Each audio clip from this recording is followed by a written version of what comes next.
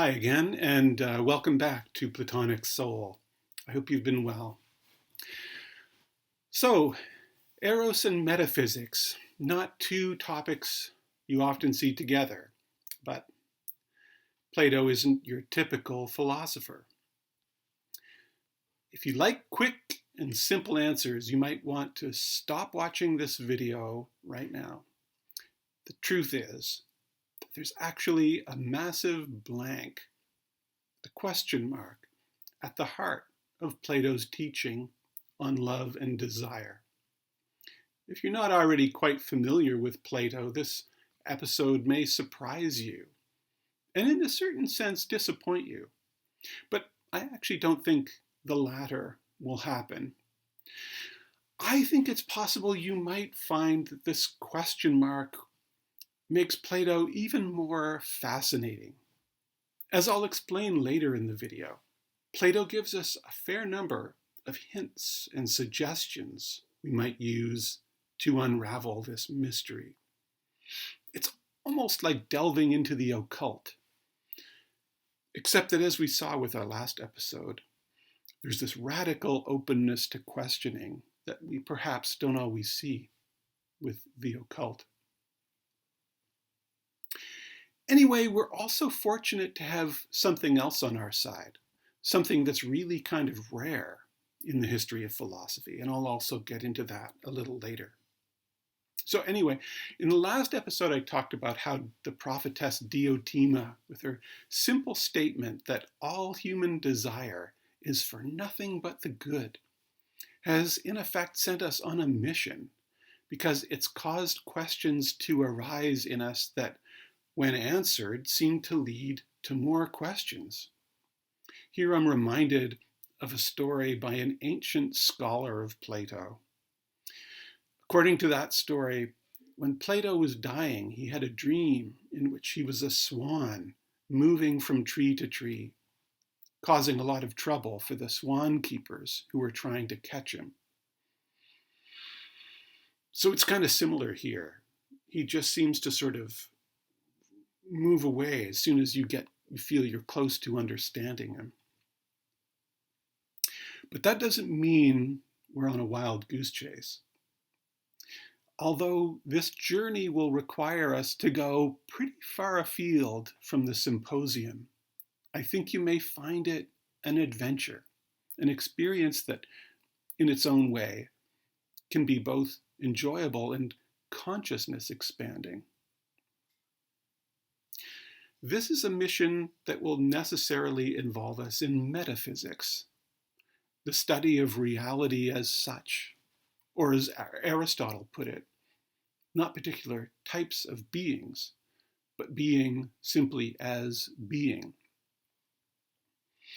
And metaphysics, in its origins, never actually meant necessarily the study of something beyond the physical, as people sometimes thought of metaphysics. The name didn't actually exist in Plato in the time of Plato or Aristotle, but in an early compilation of Aristotle's writings, there was a block that came after the physics in the compilation, and people didn't know what to call it, so they called it ta meta ta physica, the stuff that comes after the physics. And that's where we get the word metaphysics, because this block of writing was about the study of being simply as being. Anyway, the link between Eros and metaphysics, of course, comes from Plato's idea of the good. When we go to the Republic, we discover what Plato says about the good, and we realize that what Diotima is saying is that our Eros, our desire, is for the principle or cause of everything. We mentioned her assertion left us with a number of questions. Most notably, why does she say this about humanity? But even before that, we have to get to the first one that comes to mind, I think, for most of us, which surely must be, where on earth is Plato getting this concept of the good? You may remember when we discussed a couple of episodes ago this famous passage of the Republic in which Socrates talks about the good as the first principle. Do any of you remember the reason he gave for this? In a way, strange sounding and deeply challenging idea. It's actually a trick question because Plato actually didn't give a reason. As such an original and seemingly important idea, the one on which everything depends in Platonism, you might think that Plato's writings would be full of arguments for why we should consider the good, excuse me, to be the principle of everything. But it's not the case. Asked by Glaucon to talk about the nature of the good, a conversation that would presumably get at why the good is the first cause, Plato offers instead to talk about it only by way of analogy, an analogy that will turn out to be that famous image of the sun we talked about a couple of episodes ago. He tells Glaucon, "Let us dismiss for the time being the nature of the good in itself, for to attain to my present surmise of that seems a pitch above the impulse that wings my flight today. But of what seems to be the offspring of the good and most nearly made in its likeness, I'm willing to speak if you too wish it, and otherwise to let the matter drop." And Glaucon replies, "Well, speak on, for you will duly pay me the tale of the parent another time." And Socrates sort of punningly then makes sort of a pun because the words for parent and offspring in classical Greek also mean, in a financial sense, the principal payment and the interest. And so he makes a joke about how he puns about how he would like to pay Glaucon the principal, but he can only pay him the interest at the moment. But actually, that time when the principal is paid never actually comes in Plato's written work. In none of the dialogues is there any kind of discussion of the nature of the good other than in the sun analogy we just talked about, or any argument for why it should be the first principle of everything. Socrates at least does explain why he won't explain, and I think his explanation of this is quite important because it gets at this crucial psychedelic, I want to call it, element in Plato. Socrates refuses to talk directly about the good here because there's a sense in which he does not know the good. He has, he says, only an opinion about it. And opinion, he says, is inferior to knowledge. So for him to voice his opinion about the good, he says, will make him seem ridiculous. Just before the passage I've quoted above, Socrates, pressed by Glaucon to speak of the good, responds, "Do you think it right to speak as having knowledge about things one does not know?"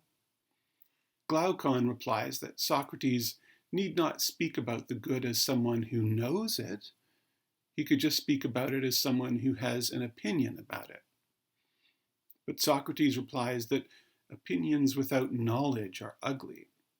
Glaucon still doesn't give up, and he asks Socrates not to draw back now.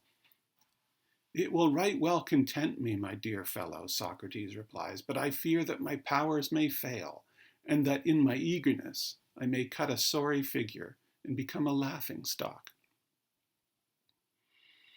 I should probably move to a less archaic translation. I've been using this Paul Shorey translation that is on that wonderful free site, Perseus. Anyway, so Socrates clearly has some kind of knowledge of why he claims that the good is, if you will, at the heart of reality. But he does not have confidence in his ability to express this knowledge convincingly. Socrates both knows and does not know the good. And in fact, the same could be said for all of us. This is actually because the good for Plato is both knowable and unknowable, as he made clear in this passage we quoted a few episodes ago, where he called the good, quote, that which every psyche pursues and for its own sake, and for its sake does all that it does, with an intuition of its reality, but yet baffled and unable to apprehend its nature adequately, or to attain to any stable belief about it as about other things, and for that reason, failing of any possible benefit from other things. It ends on a bit of a glass half empty note, although we see both. We also see a sort of glass half full perspective in Plato's writings. One thing about this that I've touched on before is that this contradiction, that we all both know and do not know the good, isn't just zero sum. I don't think it just leaves us with nothing, that these two contradictory propositions just sort of cancel each other out. Socrates has a kind of knowledge, but the problem is that it is somehow inarticulate.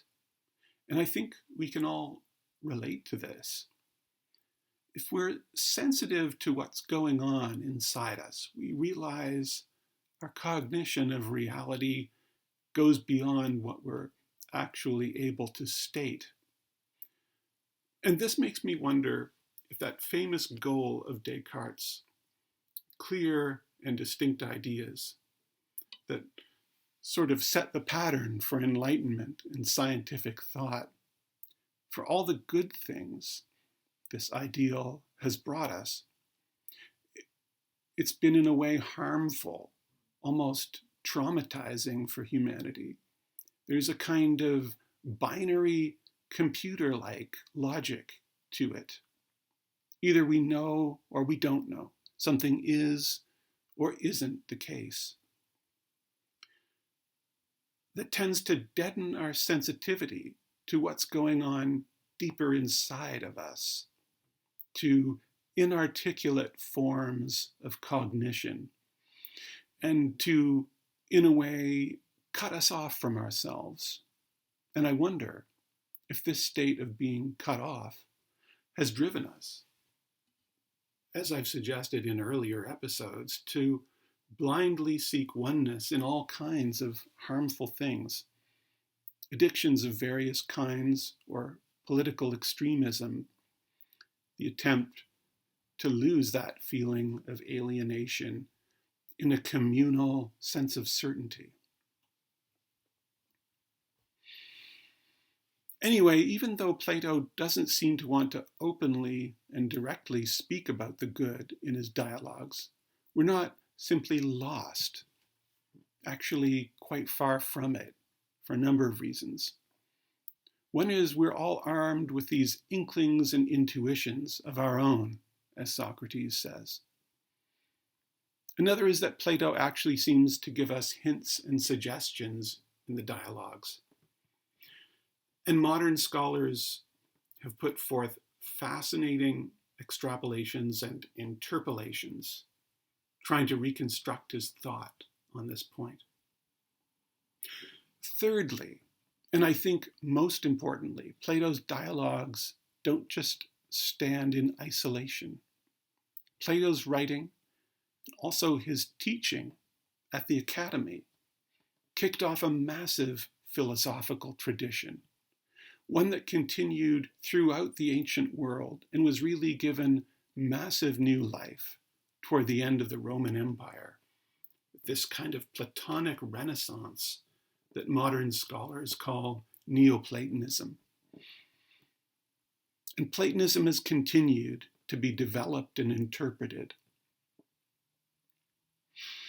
I think it really underlay medieval philosophy in a lot of ways, and not just for the Christians, but for a lot of Jewish and Muslim philosophy also. Even for medieval thinkers who'd never read Plato, because they couldn't access Platonic texts in the Middle Ages for the most part. But there were so many Platonic interpreters for them. Like for Christians, St. Augustine or Dionysius the Pseudo-Areopagite, that Platonism could be the dominant, in a way, a sort of base for philosophic thought in the Middle Ages, even though no one had read Plato, or hardly any of Plato. Anyway, Platonism has continued to be developed and interpreted. This means that we can try to solve the mystery and fill in this blank at the heart of Platonism, which is also at the heart of Platonic love because of this link, this intimate link between eros and metaphysics. We can try to fill it in with the help of a host of thinkers through the centuries. And this is what we'll be starting to look at next time, trying to solve this mystery at the heart of Platonism. So I hope you'll join me then. Until then, thanks for watching.